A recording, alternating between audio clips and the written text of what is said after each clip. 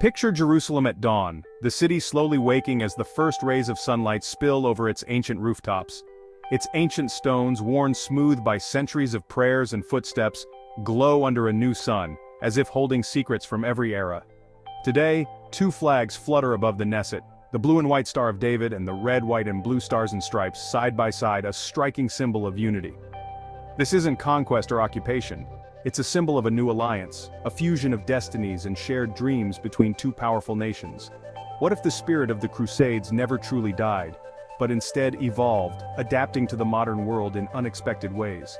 What if America anchored itself in the Holy Land, not as a conqueror but as a partner, forging a new chapter in Jerusalem's long story? This isn't about armies or sieges anymore, but about the power of ideas, the influence of culture, and the strength of shared values. What truly binds nations together? Politics, economics, or is it something deeper like faith, hope, and a vision for the future? Imagine a rebooted Kingdom of Jerusalem, not established by force but by the collective choice and will of its people and allies. Could a state born from Jewish identity transform over time into a Christian bastion, willingly through influence and alliance? History is full of wild speculations that against all odds became reality. Jerusalem itself is proof of that. A Christian Israel, backed by American might and resources, would redraw the world's lines of faith and power, shifting the balance in ways we can only begin to imagine. Jerusalem's stones have witnessed the prayers, hopes, and blood of three great religions: Judaism, Christianity, and Islam. To elevate one faith by influence rather than force is a radical idea, one that challenges the very fabric of the city's identity. National identity is fluid, shaped and reshaped by powerful ideas, shifting alliances, and the dreams of those who call a place home. Today, we explore this thought experiment, a journey into a possible future. What if Jerusalem's next chapter is written not by swords but by shared vision? What if? To imagine this future, we must first journey into the past, to a time when the world was shaped by faith, ambition, and the clash of civilizations. We must look back to the First Crusade, a turning point that forever altered the fate of Jerusalem and the lands around it. In 1099, European knights seized Jerusalem, founding the Kingdom of Jerusalem, a western outpost in a sea of Islamic power, a beacon of hope for some, a provocation for others. For nearly 2 centuries, Crusader States clung to the Levant, blending cultures in uneasy coexistence where suspicion and cooperation walked hand in hand. These were not just military garrisons but centers of trade and culture, forging a unique identity that was neither fully European nor entirely Middle Eastern. Yet, they were always a ruling minority, dependent on Europe's support, their survival tied to distant kings and shifting alliances. When Europe's interests faded, so did their lifeline. The Crusader States became isolated, vulnerable, and exposed.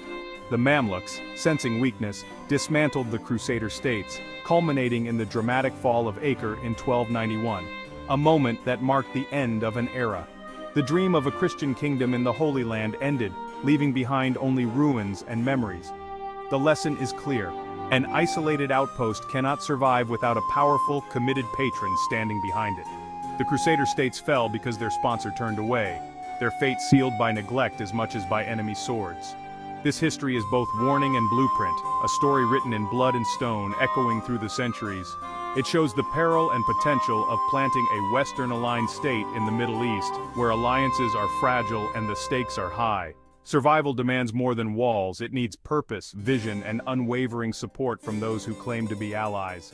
The past echoes in every modern alliance, reminding us that history's lessons are never truly forgotten. The fate of the Crusaders is a cautionary tale, a reminder of what is lost when support falters. Can any outpost endure without its patrons' constant renewal, or is abandonment always just a matter of time? This is the question at the heart of our story, a question that still resonates today. Fast forward to 1948. Israel is born, a nation forged in the aftermath of war and centuries of longing. The world watched as a new chapter began in an ancient land, filled with hope and uncertainty. Once again, a new outpost emerged in a contested land, surrounded by shifting borders and constant vigilance. Like the Crusaders centuries before, Israelis returned to a promised homeland, encircled by neighbors who viewed them with suspicion and hostility. Israel responded by building a powerful military, transforming itself into a modern fortress, highly trained, technologically advanced, and always prepared. The parallels to the Crusader Kingdoms are striking: a demographic minority, a Western-style democracy, and a technological powerhouse in a region often at odds with its values. But Israel possesses what the Crusaders never had: a steadfast patron in the United States, whose support has been unwavering for decades. American aid, advanced weaponry, and diplomatic backing have served as Israel's shield, reinforcing its security and global standing. This alliance is deeper and more reliable than medieval Europe's support for the Crusaders, yet, despite this strength, vulnerability remains. Israel faces frozen peace talks, existential threats from Iran, and deep internal divisions that test its resilience. The question lingers: can this outpost endure if America's support ever falters, or if global politics shift unexpectedly? The alliance is built on shared interests, democratic values, and a vision for stability in a turbulent region. But what if it could be more? An unbreakable bond of shared faith, history, and destiny, uniting two nations across continents. The memory of the Crusaders' fall is a warning from history, a reminder of what can be lost when alliances weaken. For Israel, America's unwavering support is not just helpful, it is existential, a lifeline in times of crisis. The stakes are nothing less than survival itself, for both the nation and its people. What if the alliance became something even deeper? A partnership that could withstand any storm and endure for generations to come? Here's the radical what if. What if America, seeking to secure its ally forever, rebooted the Kingdom of Jerusalem, not with armies but with culture? The goal: transform Israel over generations into a Christian state, not conquest but voluntary evolution, a spiritual merger. The tools are real. America's greatest export is culture. Think Hollywood, music, brands, reshaping societies without force.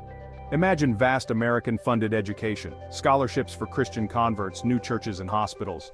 Conversion becomes a gateway to opportunity and closer ties to the West. This isn't erasing Jewish identity, but adding a new layer. Proponents would frame Christianity as a return to the land's own heritage. The movement would present a Hebrew-speaking, culturally Israeli Christianity. It's a delicate, long-term project, a crusade of ideas, not armies. The aim: make Christianity an attractive, modern identity for Israelis. Social and spiritual incentives intertwine. Patriotism and faith merge, forging a new national soul. Could this create a permanent, unshakable alliance? For such a transformation, the ground must be fertile. Israel's deep internal divisions between secular and religious, Ashkenazi and Mizrahi, Jew and Arab, create cracks where new identities might grow. Many Israelis are secular. For them, Jewishness is culture, not faith. This secularism opens the door to new spiritual paths, especially if linked to tangible benefits. The campaign would target the secular, the disillusioned, the pragmatic. America's soft power, media, education, pop culture would be the tools. Imagine Israeli influencers educated in the US promoting Christian Zionism online. TV shows funded by America portray Christian life as modern and positive. The message embracing this identity is not betrayal, but the key to Israel's future. Identity is increasingly a matter of choice in a globalized world. The process would be gradual, strange to one generation, practical to the next, normal to the third. A Christian Israel, Hebrew-speaking, rooted in Jewish history, spiritually aligned with America, a breathtaking vision of social engineering. What are the benefits? For Israel, existential security. An alliance based on faith, not just interests, becomes sacred. Any attack on a Christian Israel would be seen as an attack on Christianity itself by millions of Americans. The political will to defend Israel would be absolute. For the US, it gains a spiritual extension in the Middle East, a beacon of Western values. This would cement America's position, not just with bases, but with shared identity. Internally, a shared Christian identity could bridge Israel's divides, forging unity. It could even include Christian Arabs as equal partners. Israel would gain hundreds of millions of new allies worldwide. The nation would be reborn, no longer isolated but the heartland of a global faith. New diplomatic, economic, and cultural opportunities would open. It's a bold gamble, trading one identity for another in pursuit of ultimate security. The global order would shift. But this vision is fraught with peril. Critics would call it cultural imperialism, a spiritual conquest, not unlike the Crusades. Jewish identity is deeply rooted. Voluntary mass conversion seems unlikely. Backlash from religious and nationalist Jews could spark civil strife. The Muslim world would see a Christian Israel as a provocation, risking regional conflict. Proponents argue it's voluntary, not imposed, an offer, not a command. They point to nations that adopted Western values and thrived. But the risks, internal division, external hostility, are immense. So, is a Christian Israel a brilliant strategy or a dangerous fantasy? It forces us to confront truths about power, identity, and faith. A bond of faith could make Israel a permanent fixture of Western power, but it risks underestimating Jewish resilience and sparking global conflict. Can American culture truly transform another nation's soul? Perhaps this remains a thought experiment, a story to test the limits of power and identity. It asks, tradition or survival, independence or security? The Holy Land becomes a canvas for future possibilities, both inspiring and terrifying. What do you think? Is a Christian Israel a visionary path to peace or a dangerous illusion?